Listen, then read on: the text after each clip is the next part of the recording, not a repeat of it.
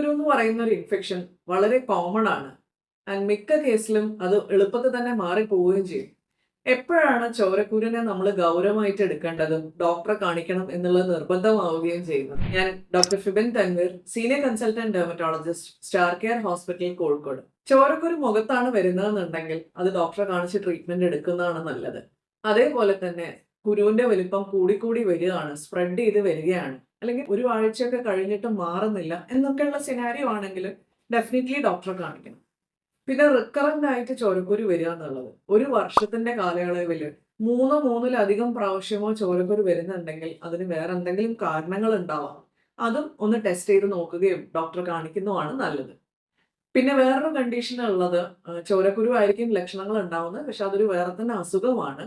ഹൈഡ്രഡിനൈറ്റിസ് സബ്ക്യൂറേറ്റൈവ എന്നാണ് അതിന്റെ പേര്.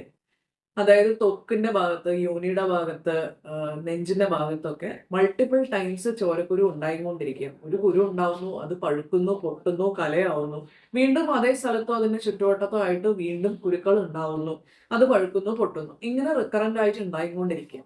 അതൊരു അൺയൂഷ്വൽ ആയിട്ടുള്ള, അത്ര കോമൺ അല്ലാത്തൊരു അസുഖമാണ്. അതിന് ആന്റിബയോട്ടിക് എന്നതിലും ഉപരി വേറെ പല ട്രീറ്റ്മെന്റ്സും ആവശ്യമുള്ള ഒരു അസുഖമാണ്. സ്കിൻ ഡിസീസസിനെ കുറിച്ച് കൂടുതലായിട്ട് അറിയാനായിട്ട് സ്കിൻ സ്റ്റോറീസ് ചാനൽ ലൈക്ക് ചെയ്യുക, ഷെയർ ചെയ്യുക, സബ്സ്ക്രൈബ് ചെയ്യുക. Thank you.